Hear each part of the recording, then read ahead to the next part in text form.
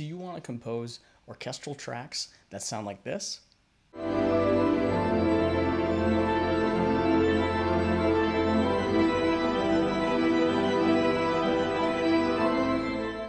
But when you try, do they end up turning out like this instead?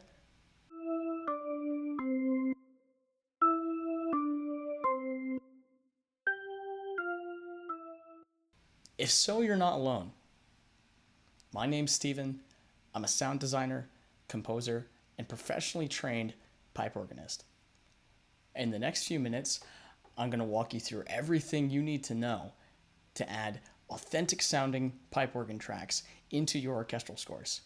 First, we'll discuss the anatomy of the instrument, its harmonics, its expressions, and how it's typically performed. Then we'll talk about the role that it plays within the orchestra.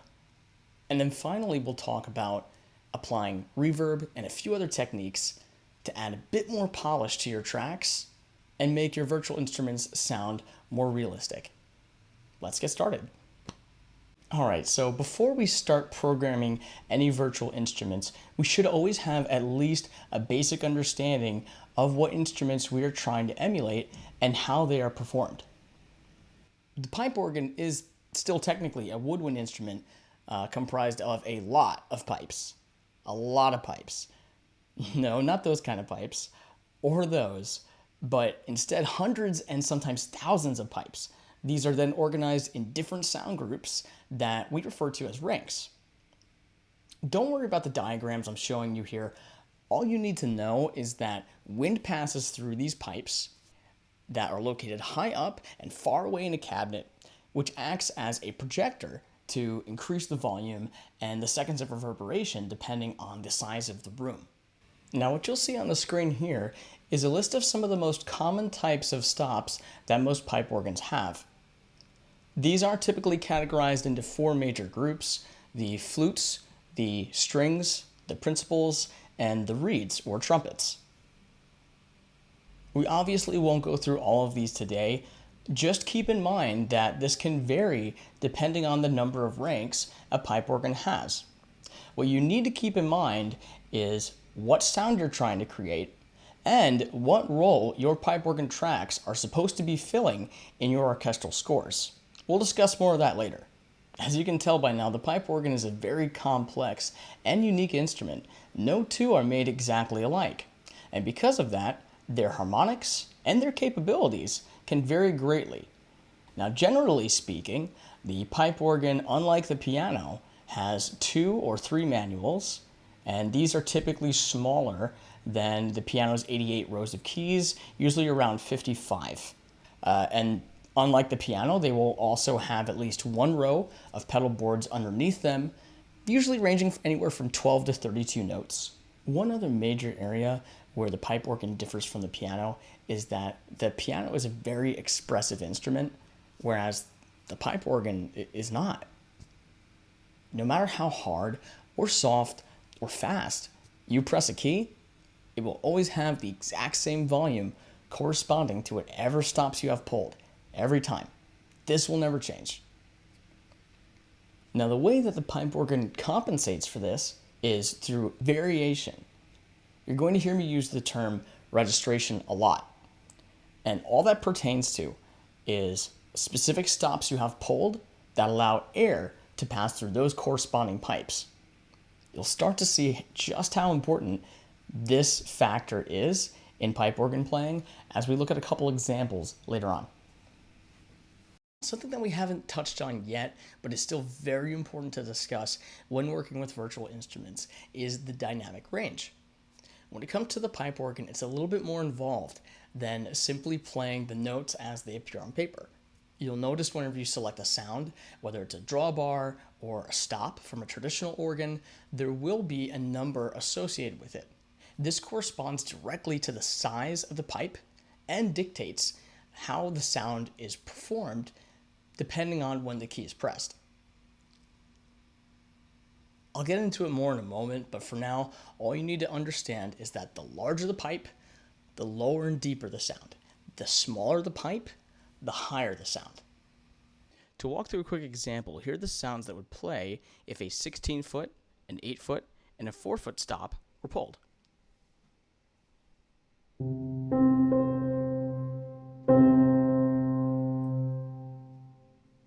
Now again, the written note is just middle C, but what you're actually hearing is 3 different tonalities from the same key being pressed. Now it can become much more complex depending on the registration we have chosen. If, for instance, we have some mutations or mixtures added, additional harmonics are added as well. For instance, if you see a stop that says 1 3/5, that's going to be 2 octaves and a third above the written note. If you see a mutation with 1 1/3, that's going to be 2 octaves and a fifth above the written note. Another common one would be a 2 2/3 that you can find on almost any organ. That one is also known as a perfect 12th because the interval is 12 notes above the written key that's pressed. So a common registration would be a 16-foot, an 8-foot, a 4-foot, maybe a 2-foot, and then also pulling out that 2 2/3 stop. So again, if we put it all together,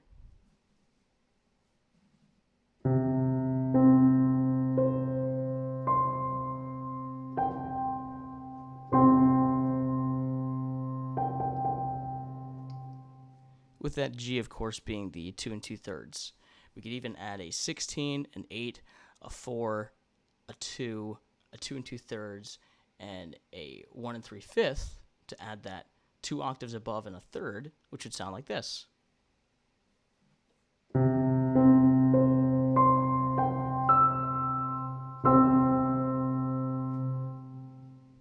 And again, all of those notes are being played simultaneously when the organist simply plays middle C with that registration pulled.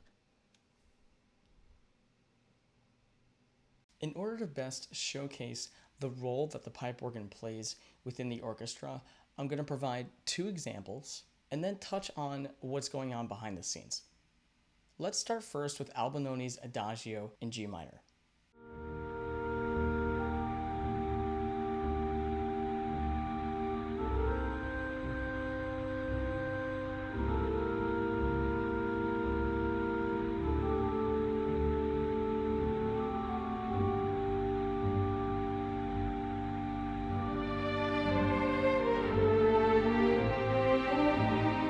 Here you can see the pipe organ filling one of 2 primary roles.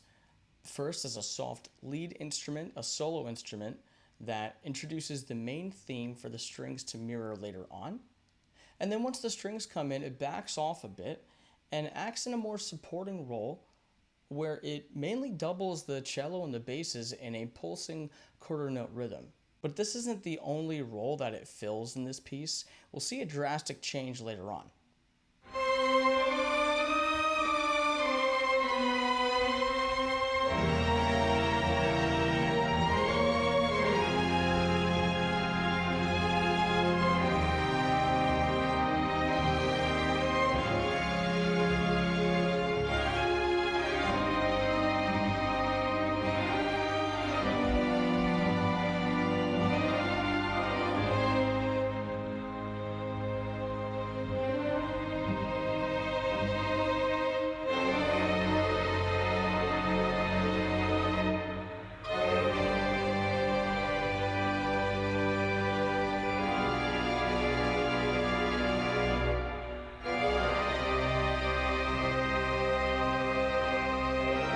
Here you can see that even as the strings begin to crescendo, the pipe organ still cuts through as the main lead instrument, and at more than one point during this final section. Now, I've actually played this piece with a live orchestra before, and I can tell you that getting the registration just right so that you are filling the correct role at the appropriate time is very challenging. It requires a lot of thought, a lot of attention to detail, a lot of quick changes in the variation, and oftentimes multiple presets being created before you actually perform the piece live. But that's just one example of a way that the pipe organ could be used in an orchestral setting. Let's take a look at a more modern example, Hans Zimmer's Cornfield Chase.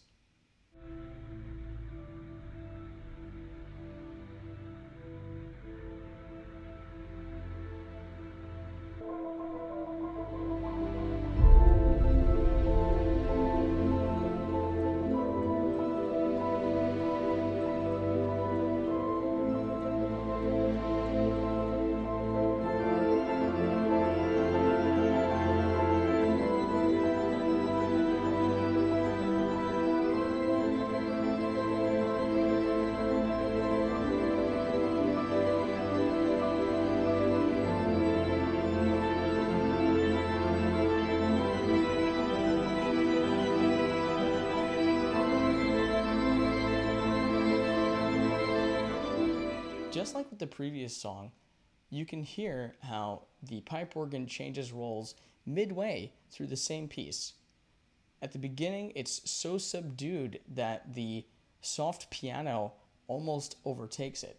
About 20-30 seconds in, you can barely hear the instrument at all, and then as the crescendos and the ostinatos become more active, changes in variation happen, and then the pipe organ is put back in the front of the mix.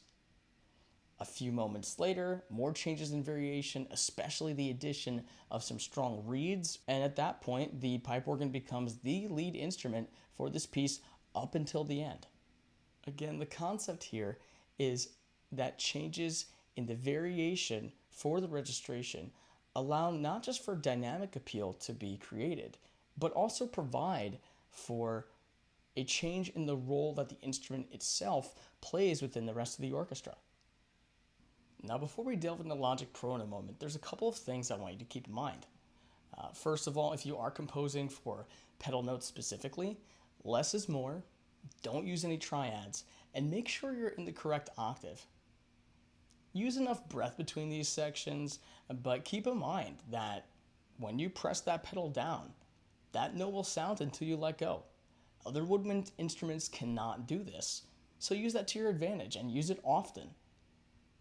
You don't have to use crazy passes with multiple notes in between all the time. You can just use a simple pedal tone, hold out for a long time to really fill in that sub bass that you might be missing in the rest of your mix.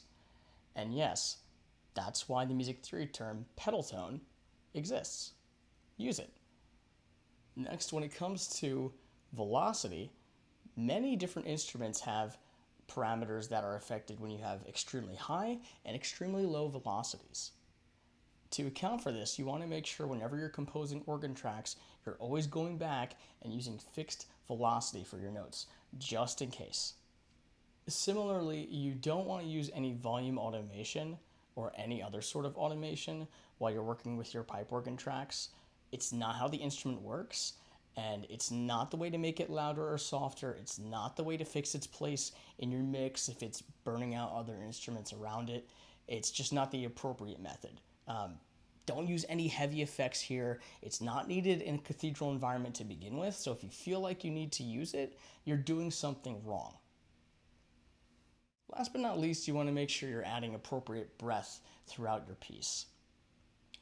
While organists don't have to breathe like traditional woodwind instruments do, it is typical in orchestral scores for the organ to be used sparingly throughout and purposefully. The key here is if you're going to use it for an extended period, make sure you're not relying on the same scale registration. If it is going to be paramount throughout the piece, if it is a prevalent part of it, make sure you're changing the registration often and with purpose. Now, when it comes to the topic of reverb, there are multiple different ways to approach it. But what I'm going to show you is what works best in terms of keeping things simple and keeping things less intensive for your computer. So for this exercise, we're going based off of the two reference tracks we used earlier, meaning we're going to have a string section and then we're going to have some variation happening in the pipe organ so that it can fill multiple different roles. But what we want to do is to try to emulate a way that makes it sound like all of these instruments are performing in the same acoustical space. One of the easiest ways to do this is to first take away any reverb that is currently on these tracks. Even if it already sounds nice, even if it's from the same company or instrument pack, just go ahead and dial everything back as dry as you can. Second, once we have dry signals that we're working with, you're going to create a separate aux track that we're going to load in one single reverb plugin. This way we can control how much of each of our instruments are being sent to it and not have to worry about relying on multiple different plugins for each instrument. So here I have a separate track with Space Designer loaded. Here we have a chamber orchestra, but I want something a little bit bigger. So let's go to large spaces, halls. How about this one? Let's see what happens when we send our manual there.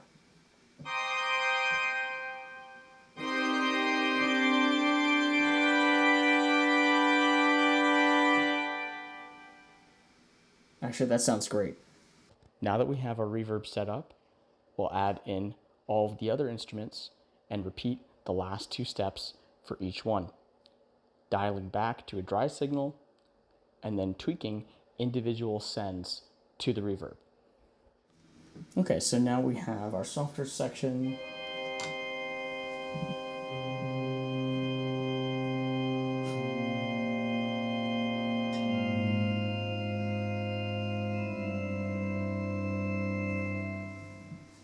And then we have our grate from before.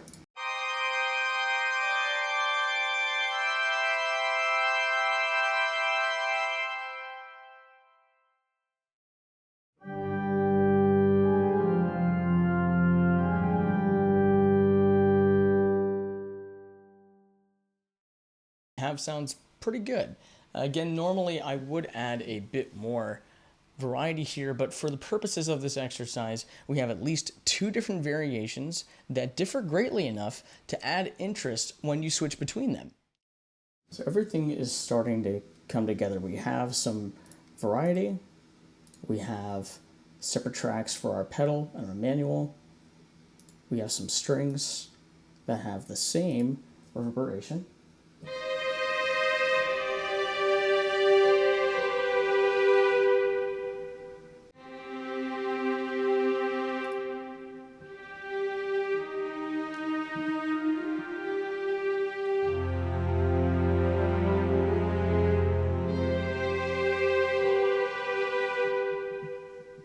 And as you can tell, the flutes are playing against it, and we're just too quiet to be heard. We want it to be subdued, but we don't want to get rid of it entirely.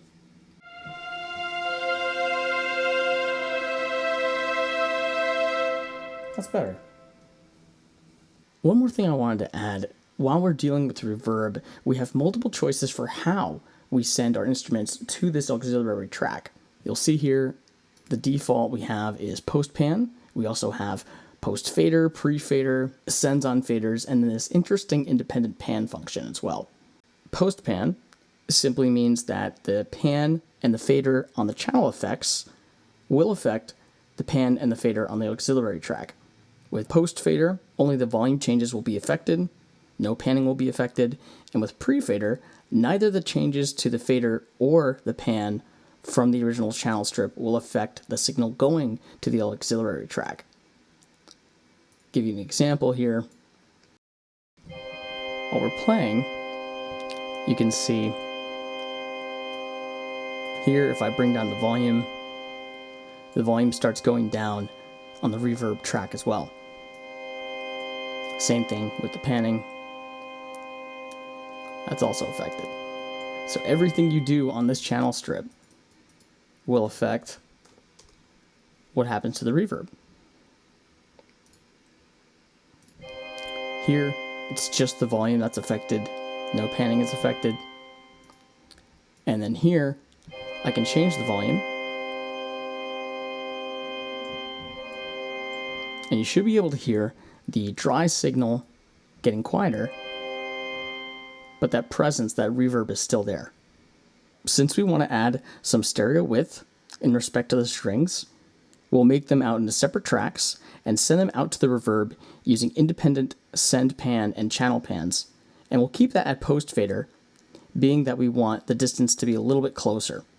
Since we're running these strings through KONTAKT, the simplest way to do this, which is least intensive on our computer, would be to create a new track, make sure that we select multi-output, We'll go in and make sure each of these are assigned to a separate MIDI channel. And then we want this option as well.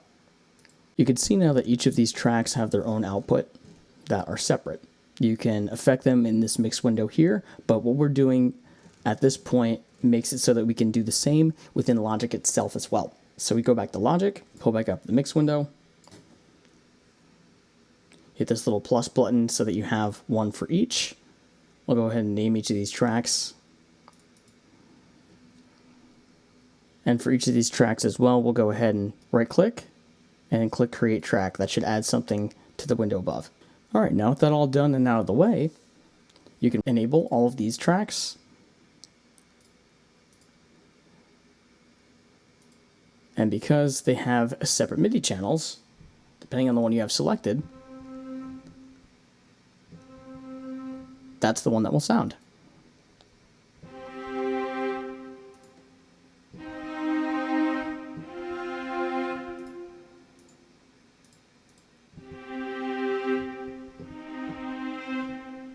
Over time, there have been some variations in orchestral arrangements and seating charts, but one thing that stayed constant is the string section.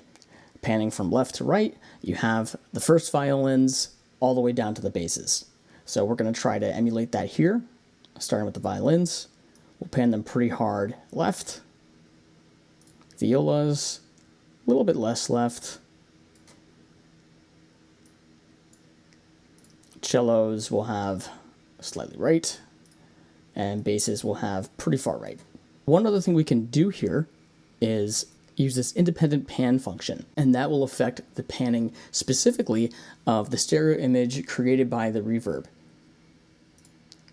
So you can see I have Sends on Faders activated, independent pan, and then this pops up. What we'll want to do is not quite as hard of a pan that we did before for the dry signal. We still want it to be relatively center, but we also want it to feel like the instrument is coming from this relative location. So it should just help widen things out a little bit more.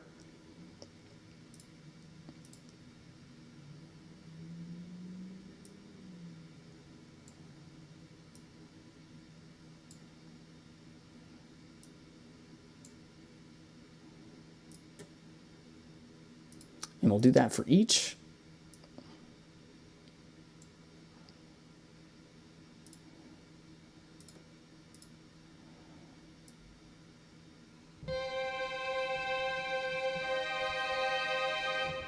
That's with, let's do without.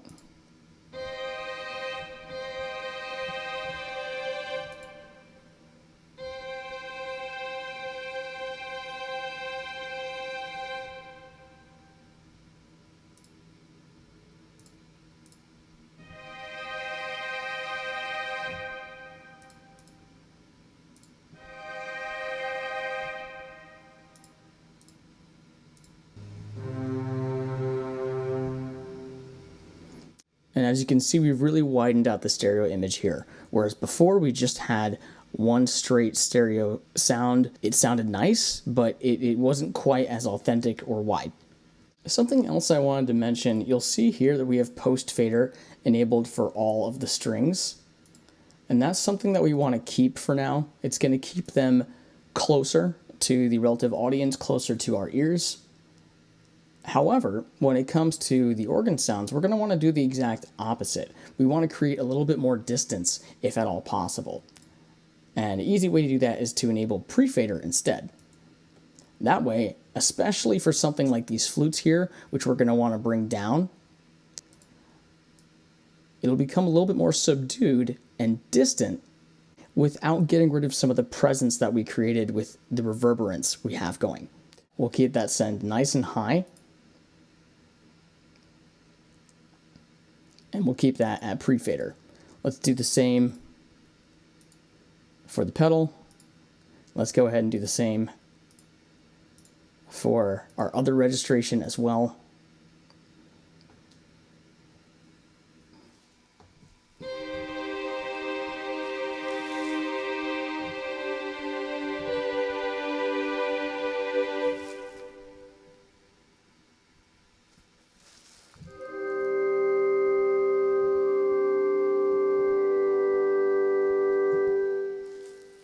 There we go. So we have relative similarity in terms of dynamics, but they sit in different spaces, and one definitely feels closer, albeit a little bit quieter. Something we want to keep in mind is when you are recording or composing pipe organ sounds, you want to account for any velocity and make sure that it's fixed, just in case there are things working in the background with the specific instrument you have uploaded. You don't want anything changing. You don't want any dynamic changes that correspond to how you were playing. So if we look at the violin section,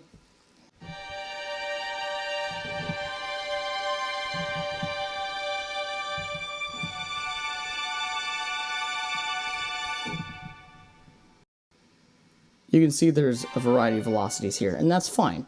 If anything, based on the way that I played it, I would probably raise all of these at least a little bit.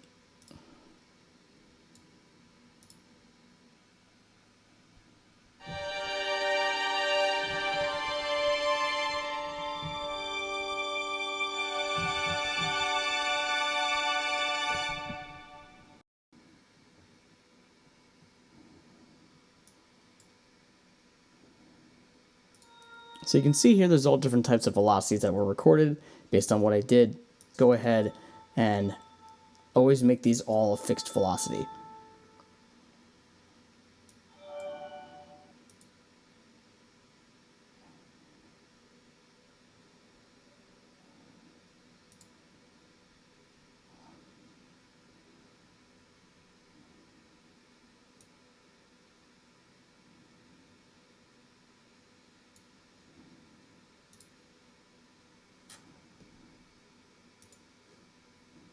Okay, now these are all the same. Again, it's just a precaution, but there are certain instruments, certain instrument packs where this could be a potential problem, and you want to make sure that you're doing this just as a best practice. With that being said, you can definitely get more detailed when adding variation to your pipe organ tracks. This really is just scratching the surface, but before you go falling down any rabbit holes, keep these things in mind. Number one, be sure to pay close attention to the mechanics of the instrument itself, its key range, its harmonics, how it's performed, and if velocity is a factor. Number two, in this instance, be sure to account for multiple variations in registration and pay close attention to the different song sections that might call for it. As tempting as it might be to pull out all the stops every single time you go to use your pipe organ tracks for an orchestral score, this simply won't sound right, and if you do it, it leaves you with no room to make any other dynamic changes. And finally, number three, be thoughtful in your approach to reverb, as it is the most important, if not only, effect that you should be using on your organ tracks. And that's it. This is by no means a comprehensive guide on the pipe organ, but hopefully this gives you just enough to get started with.